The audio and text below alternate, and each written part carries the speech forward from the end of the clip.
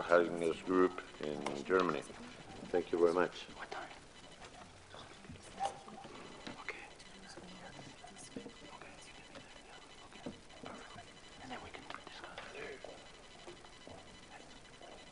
Dear colleagues, ladies and gentlemen, I will be speaking about minimal invasive cardiopulmonary bypass. I've divided my presentation into 3 parts. The first part, I'm going to try to explain what I mean with minimal invasive cardiopulmonary bypass. In the second part, I'll be giving an insight on our experience in Braunschweig. And in the third part, I'll be trying to show what impact this could have on patient care. So what is minimal invasive cardiopulmonary bypass? Minimal invasive surgery is aiming at reducing physical trauma or anatomical trauma to the patient. Similarly, minimal invasive cardiopulmonary bypass is preserving physiological integrity by reducing the trauma inflicted by heart-lung machines. So what is the trauma inflicted by heart-lung machines? I'm going to concentrate only on hemodilution and cardiotomy suction for the sake of time. Hemodilution has been seen to induce hypoxia through a reduction in oxygen carrying capacity that is uncompensated by autoregulatory or rheologic increase in organ blood flow. This is a study from cooperating a large group of patients, 5,000 consecutive patients on cardiac surgery, and a subgroup of 3,800 patients on isolated CABG. And they had tried to look at the effect of the nadir, the lowest hematocrit, on cardiopulmonary bypass on patient outcome. So what did they see? They saw that stroke, myocardial infarction, low cardiac output, renal failure, sepsis, and multi-organ failure ought to be significantly linked with a hematocrit of below 22 on bypass. Looking at the subgroup with CABG patients only, they even saw a worse 0 to 6 year survival, highly significant values. So what about cardiotomy suction? Cardiotomy suction blood contains a substantial fraction of potentially embolic substances, noticeably sternal bone marrow and air microbubbles, as well as activated platelets and vasoactive mediators. Furthermore, the suction itself of air together with the blood results in highly turbulent flow with high shear stresses at air-fluid interface. This causes cellular damage and mediates systemic inflammatory response. This is a quite interesting study done by Westerberg et al., in which they collected cardiotomy-sucked blood and reinfused it after declamping and before going off cardiopulmonary bypass. So they had a completely unloaded heart, and they reinfused the whole cardiotomy-sucked blood in a bolus, once processed through a cell saver, and in the other group unprocessed. And what did they see? You see in the first graph that there was a significant drop in systemic vascular resistance during that period. And this drop was significantly higher in the patients with unprocessed blood. Furthermore, they saw, you see that in the second graph, the concentration of tumor necrotizing factor alpha in the retransfused cardiotomy suction blood correlated directly with the peak loss or peak drop in systemic vascular resistance. Our experience in Braunschweig with mini bypass system started back in 2002-2003 with the cardiovention system. During that time period, 2002-2003, we did already about 250 patients. Of these patients, we had 25 aortic valve replacements, even 1 Ross procedure, and 12 mitral valve procedures. Unfortunately, this device is no longer on the market, and 2003 was the end of it.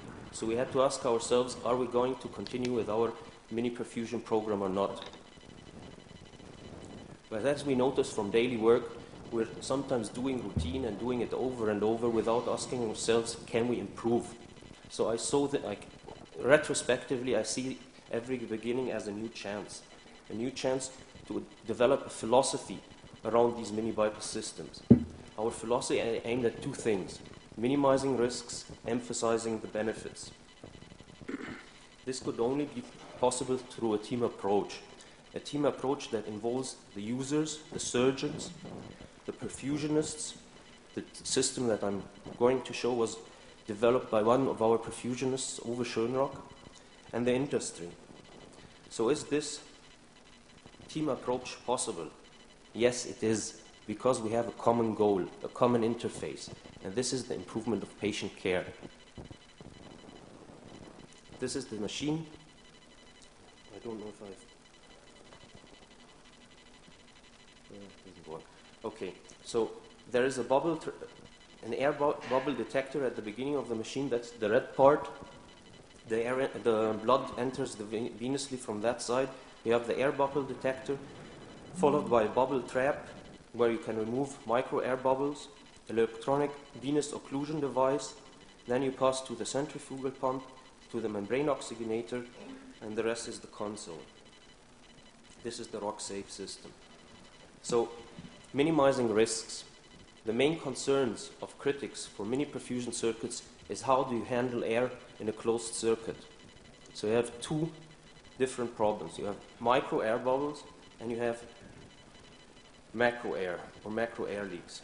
When air bubbles enter into the system, they are detected by the bubble detector, which gives an autonomic signal to the centrifugal pump, reducing pump speed to about 1,500 RPM. This is a speed called the coast speed, where there is no antigrade flow in the system. It just prevents retrograde flow. Parallel to that, the electronic venous line is occluder occludes the venous line, and the cardiac technician is able to remove the air manually through the bubble trap by a suction device. Then he gives a command saying that the problem has been dealt with and you can go on pump again. However, what about worst case scenario? I've perforated the left atrium, I've been preparing an intramural AED and fell into the right ventricle, which has even been reported on by Nollert et al., who said that there was a low loss of safety margin when dealing with mini bypass system. So I like to compare this to the test pilot who's getting into a plane without a parachute. This wouldn't be reasonable. So there has to be a plan B. The plan B was a rescue kit. A rescue kit converting a closed system within a short period of time into an open system by the integration of an accessory kit, which is nothing more than a reservoir. But it is a pre-connected reservoir. The lines are already connected. So the integration of the system is facilitated by these quick connectors that are an integral part of the venous line and only have to be disconnected. So all you need is 2 clicks, and I think we can agree that we neither have to be brilliant nor quick for such a double click. This is a short film that shows you, these are the quick connectors. I agree we'll have already mounted the reservoir in this case, but in any other case, the reservoir would be in the same operating room. So you need about 20 seconds longer in order to get that out. Disconnect, reconnect, everything is pre-connected, and you really only need this double click. By the way, that's Uwe Schönrock who developed the machine. Okay, the second arm of our philosophy was maximizing the benefits. Reduction of hemodilution and the transfusion requirements. We didn't invent all these steps. We just took concepts that were already there and tried to integrate them and mold them into a philosophy. So what did we do? We used shorter table lines to reduce hemodilution. We used retrograde autologous priming by driving out the priming volume of the machine through the aortic cannula. I'm going to show a film to that. We use low volume cardioplegia, Calafiore cardioplegia in order to reduce hemodilution. We retransfuse antigrade. We wash out the machine at the end of bypass by infusing saline and driving the blood from the machine back to the patient. So we are retransfusing that blood. We have to re-educate our patients. We have to see hemostasis and reduction of blood losses and transfusion requirement as one of our goals in performing surgery, not only patient survival and morbidity, reducing morbidity, and we use a cell saver if it's worthwhile. That means we have the suction, we have the device, but we don't retransfuse that blood unless we think that it's going to reduce transfusion requirements. This is how we do retrograde autologous priming. We disconnect the venous and arterial line. The venous line is put into a bucket that's put between the legs of the patient. It is secured by a clamp so that the scrub nurse has her hands free. And now the blood flows retrogradely from the aortic cannula into the machine, driving out the priming volume into the bucket. And with this technique, we were able to reduce the priming volume of the machine, which is about 600 milliliters, down to 100 or 200 milliliters.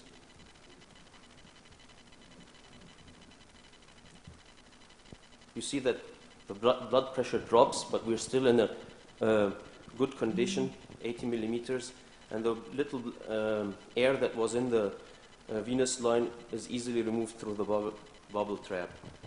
In order to reduce the risk of air leaking into the system, we apply a ligature around the auricle of the right atrium, securing the cannula, and then a second ligature around the cannula for additional security.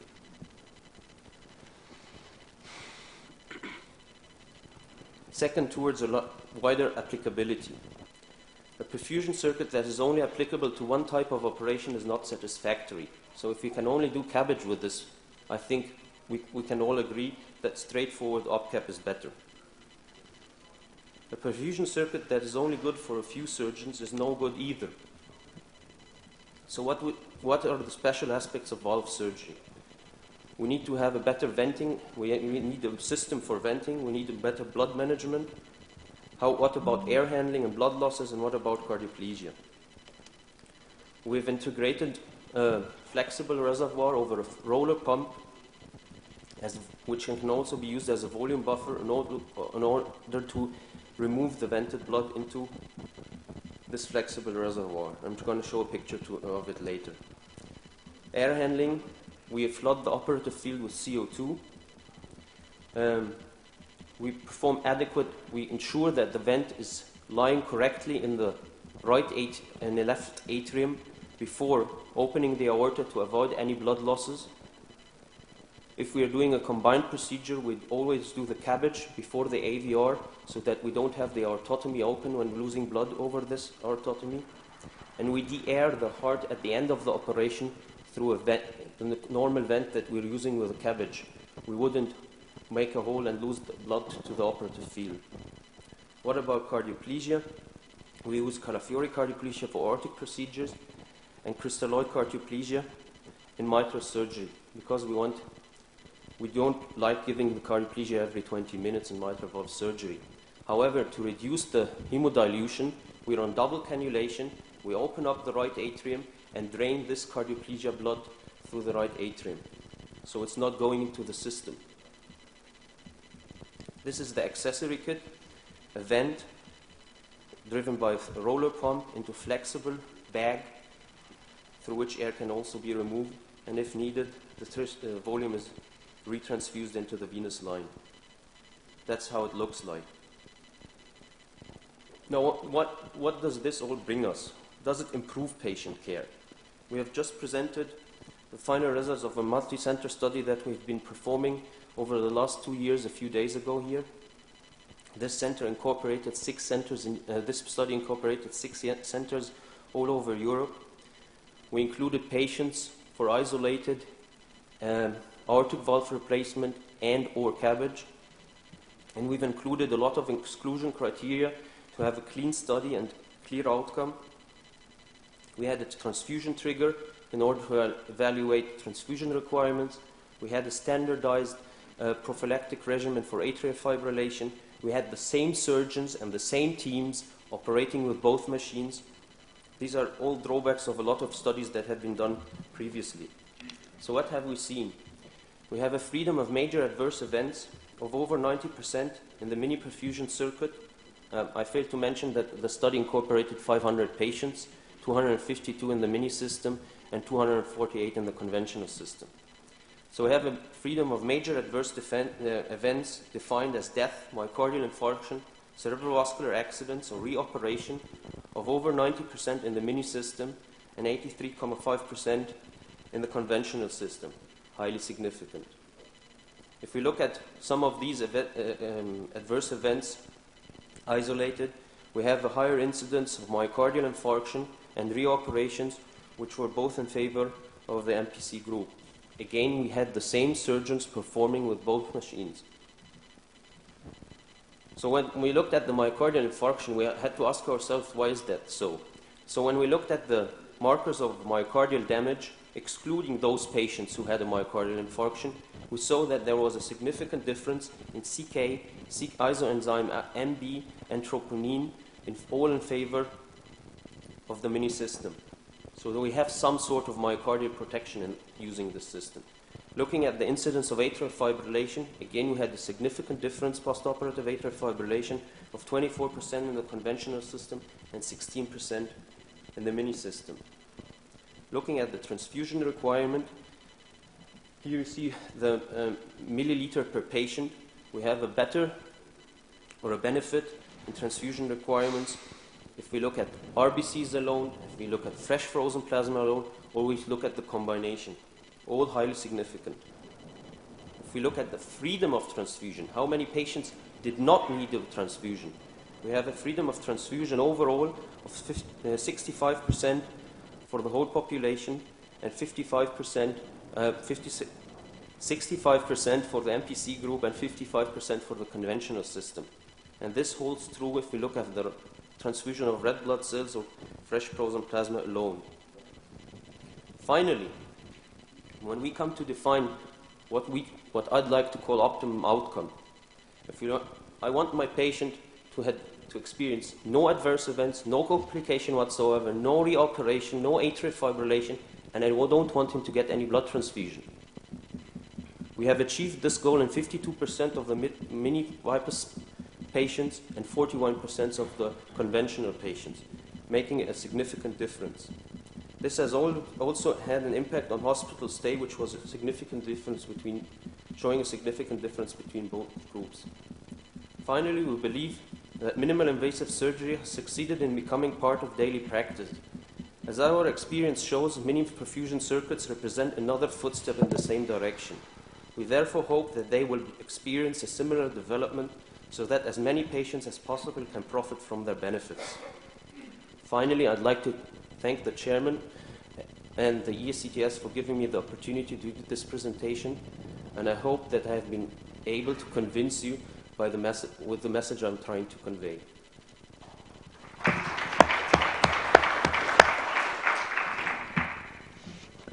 Thank you very much, Dr. El Asawi, for this nice presentation. Are there any questions or comments?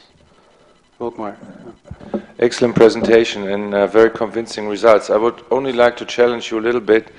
If all the arguments you give for a mini CPB, if you take them serious, why not doing CABG without CPB altogether? I mean, even with a small CPB, you do have foreign surface area, you do have blood activation, you do have all these things. So why not just doing it beating heart and no, you use no pump? Yeah. Personally, I don't see mini CPB as an alternative for OpCap, but that's my personal opinion. However, I think I've said minimal invasive surgery has become part of daily routine in a lot of clinics in the world. Yeah? Off-pump surgery has not. A lot of surgeons are still doing conventional CABG on heart-lung machines. Maybe because it's more convenient, maybe because we have a higher incidence of revascularization, maybe it's because it's the technique which needs a higher learning curve than most are willing to invest into it. So I think that OpCap surgery for straightforward CABG in the hand of most surgeons who are good is better. However, when you have CABG in combination with AVR or AVR alone, this is no alternative. Another question? Hello, I'm Walt Wildervuur, perfusionist. I would like to ask you a question about this study, because you changed a lot of things. Yeah? You use blood cardiplegia, retrograde filling. These are a lot of factors. Did you look at changing only that and see what the results were? Okay. The aim of this presentation was not presenting the study. I just wanted to convince the audience that all what I'm saying has an impact. So what I failed to mention that we used the same type of cardiplegia in both patient groups. We didn't use the retrograde autologous priming in the conventional system. This is because we think that we're not our aim is not comparing machines. Our aim is comparing perfusion, modern perfusion philosophy with conventional standard that everybody is doing in worldwide. I don't know a single center who's using retrograde autologous priming for conventional machines. We're doing it in our daily life, but we're still seeing these differences. I did it in a couple of clinics, and we saw also improvement. Yeah, what you saw. Sure, there should be improvement. If you remove the cardiotomy section, you will see improvement. If you reduce the hemodilution, you'll see improvement. But cardiotomy suction is used routinely. We compare to the standard of every clinic that is doing it. And I think that the influence is multifactorial. It's not only the machine, it's not only the cardiotomy suction, it's not only the hemodilution, it's all of it together. Thank you. Another comment? The microphone is not working. Maybe. Peter Lipin from Russia. I have a technical question. If you use a vent for left atrium, so sometimes we needed to de-airing of a heart, of a left part of heart. So if you're in your circuit, during the air catching of air bubbles, the machine stops every time. So you need a manual. The venting is into this soft bag, and this over this soft bag you de-air, and you only take the blood into the system through a sidearm if you need that blood. Normally, this sidearm is not connected to the system continuously. It is different than in the convention.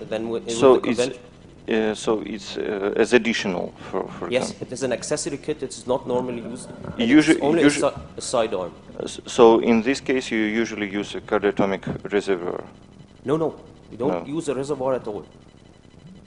It is just this soft bag that I've been shown as an accessory kit. It is a line connected with the vent, connected with the roller pump, connected with the soft bag. You take the blood into the soft bag, the air is let out, and if you need that volume, you connect it. There is another sidearm connected to the venous line where you could take this blood in. And even if some air bubbles are inside, they pass over the bubble detector before going into the system. Thank you. I just have a couple of comments. I don't want to be provocative, but I've used mini pumps, the Joster system, since 2000, and we have done many experience with it. One thing we found that if you do this operation with the system, you have a higher hematocrit during the bypass system, which is good, I think. So maybe this is one reason why you had maybe better myocardial protection. I don't know, but do you have any information on this? You know, what was the hematocrit?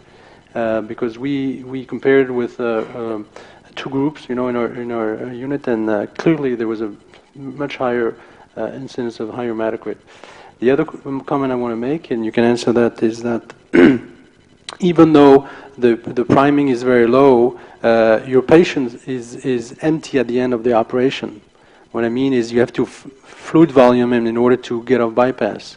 If you don't do that with the system, you have to use vasoconstrictor. So my question is, did you use any vasoconstrictor to come off bypass, or did you look at fluid volume at the end when you stop the pump?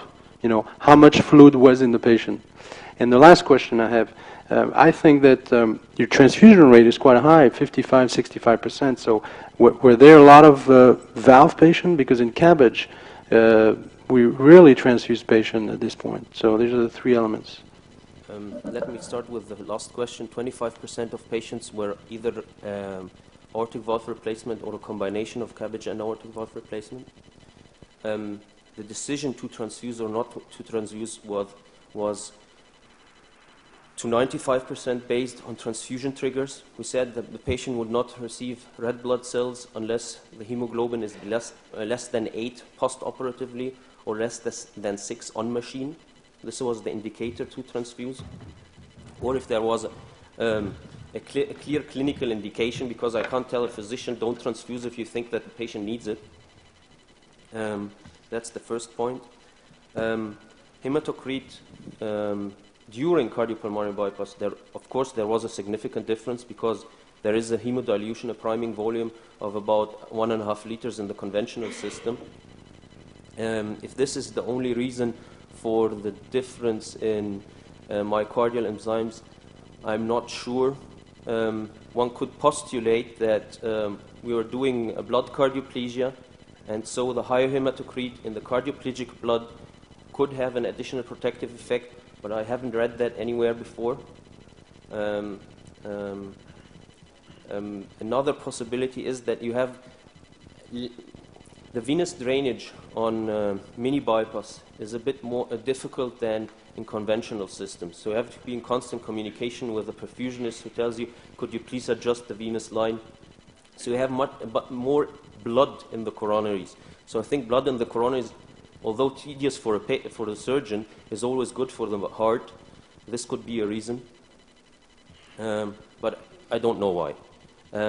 But something that we've also always seen, that the incidence of when we get off bypass or we declamp the heart, we see much more often that the patients go spontaneously into the sinus rhythm than with conventional systems. I think that both are linked, but I don't have a true answer for that. The second question you asked is about catecholamines. Actually, we don't have a higher need for catecholamines in these patients. However, at the end of the operation, we're driving out the whole blood out of the machine, those 500-600 milliliters, by infusing saline into the machine, and we're taking this blood back to the patient. And I think this is one of the reasons why we don't see differences in catecholamine needs postoperatively. But did you look at the total fluid volume? We did. No, total fluid volume. Yeah. When the patient enters the OR and he exits the OR, Yeah, comparing to an open system, Yes, do you have a difference? We didn't. We collected these data, but we didn't analyze Well, the data. you should look at this because we Yeah. found no difference at the end, meaning that even though you have a small priming, you give whatever priming you don't give initially, you have to give it at the end of the operation. So you should But look at that this, would affect and your also in the hematocrit. ICU. That should affect your hematocrit, and we still have these differences in hematocrit. No. At the end of the operation, because you measure hematocrit during the pump, so of course it's going to be high. Once you come off bypass, But we find differences in hematocrit. I didn't show the whole study. We find differences, significant differences in hematocrit up to 6 hours postoperatively. Okay. Thank you. Very good. But as I stated, it wasn't my aim to present the study. I just wanted to confirm the message. No, it's very interesting. Okay, thank you very much. Thank you.